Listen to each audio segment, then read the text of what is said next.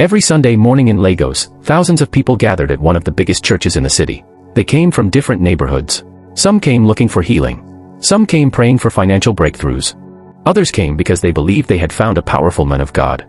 His name was Pastor Elijah. To the public, Pastor Elijah was a respected and successful pastor. Politicians visited his church. Celebrities attended his services. Businessmen called him their spiritual father. And ordinary people trusted him with their deepest problems. But behind the beautiful church, behind the expensive clothes, and behind the thousands of people who praised him, was a secret nobody knew. One Sunday morning, a sick-looking man was brought forward during the service. Pastor Elijah placed his hand on the man's head. He prayed loudly. The congregation shouted.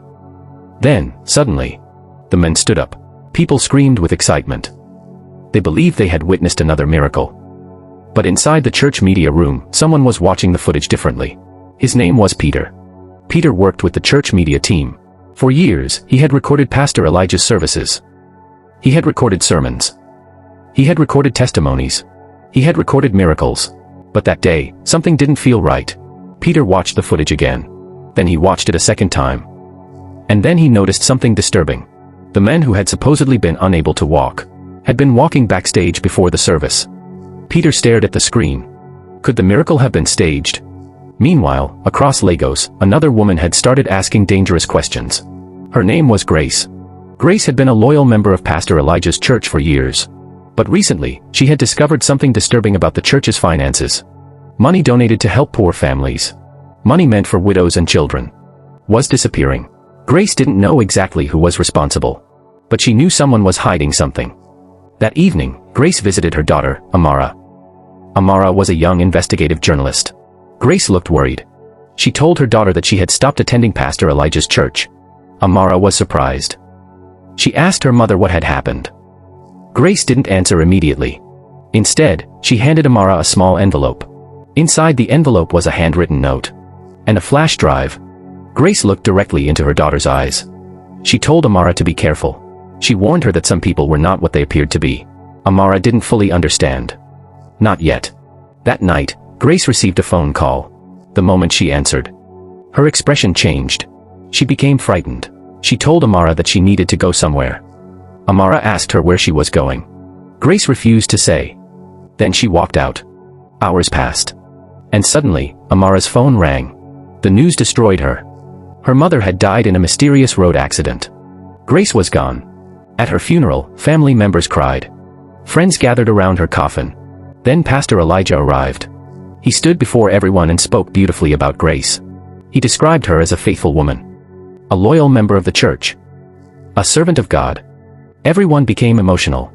But Amara watched him carefully. Something about the entire situation didn't feel right. After the funeral, Amara finally opened the envelope her mother had given her. She connected the flash drive to her laptop. A spreadsheet appeared. Page after page. Transaction after transaction.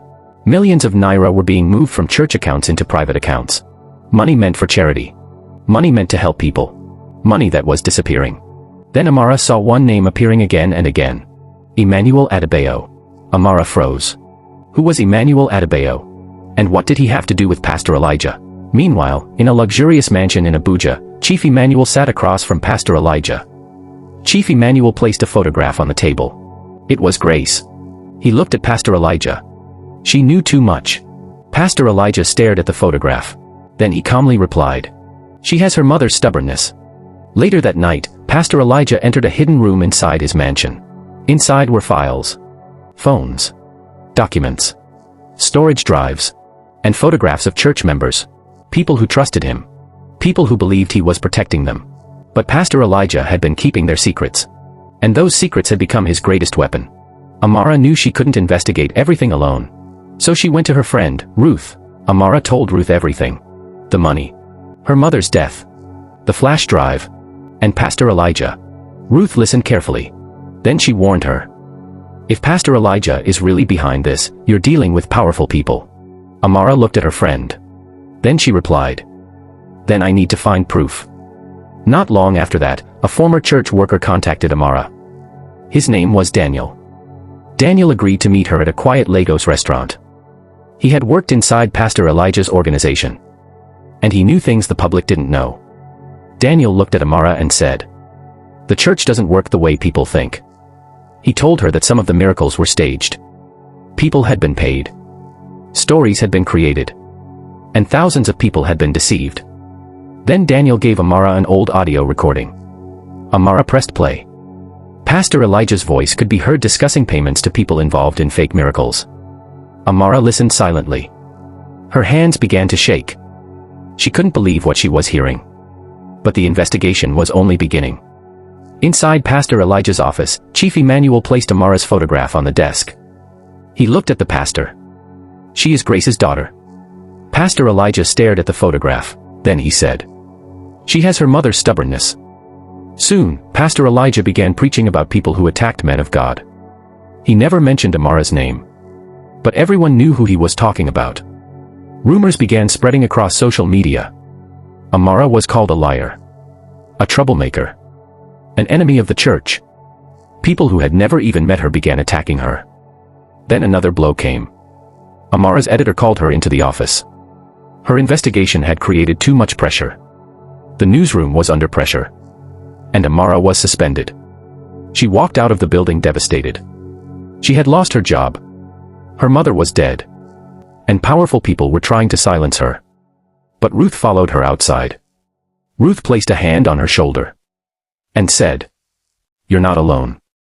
Meanwhile, Peter watched the fake miracle footage again. He realized Amara was investigating the same thing. Peter secretly copied the original footage. Then he hid the storage device. He knew he was taking a dangerous risk. But he also knew that somebody had to tell the truth. That night, Peter met Amara secretly. He handed her the storage device. "There are things on this drive you have never seen." Amara looked at him. "Why are you helping me?" Peter paused. Then he answered, "Because I was there." Amara opened the footage. What she saw was worse than she expected. Church workers preparing staged healings. Money being counted. Secret meetings. Payments being made. And then, Amara saw someone she never expected to see. Her mother. Grace appeared in one of the old recordings. Amara stared at the screen. Tears filled her eyes. She finally understood that her mother had been investigating Pastor Elijah long before she died. Amara searched through the files. She discovered that Grace had been collecting evidence for almost 2 years. But there was one problem. The most important piece of evidence was missing. Grace's final recording. Amara knew she had to find it. Because without that final piece, she might never be able to prove what really happened to her mother. But while Amara continued searching for the truth, another person was beginning to discover Pastor Elijah's secrets. His wife, Miriam. Miriam found hidden documents inside her husband's study. Financial records. Secret transactions. Evidence that Pastor Elijah had lied to her about the church's finances. She confronted him. Pastor Elijah became furious. "This is not your business." Miriam stared at her husband. And for the first time in her life, she looked at him differently. Then Peter revealed another secret. He had secretly installed a camera inside the church office. The recording captured Pastor Elijah and Chief Emmanuel discussing Grace's investigation. Chief Emmanuel said, "She knew too much." Pastor Elijah replied, "And now she cannot speak." Amara listened. She said nothing. She simply stared at the screen. And finally, she understood. Her mother's death had not been a random accident. Amara investigated the vehicle involved in the crash. She traced the registration. Then she traced the company connected to it. And the name appeared again. Chief Emmanuel Adebayo. The vehicle involved in Grace's death had been connected to one of his companies. Amara's heart sank. But suspicion wasn't enough. She needed stronger evidence. Evidence that could survive police investigation. So Amara visited Pastor Samuel. Pastor Samuel had warned people about Elijah years earlier. He gave Amara old church documents proving that charity money had been diverted. Then he looked at her and said, "You cannot expose a man like this with one piece of evidence." He paused. "You need everything." Amara took the documents. Now she understood. She wasn't just investigating Pastor Elijah anymore. She was uncovering an entire network. Then Pastor Elijah announced something that would change everything. A massive anniversary service. Thousands of people were expected. Politicians would attend. Celebrities would attend. Television cameras would broadcast the event live. Amara looked at all the evidence she had collected. She looked at Ruth. She looked at Peter. And she finally realized something. This was their opportunity. She whispered, "This is where we expose him." But Amara didn't know that Pastor Elijah was already preparing for the biggest night of his life. And before that night ended, his entire world would begin to collapse. To be continued, subscribe for part 2.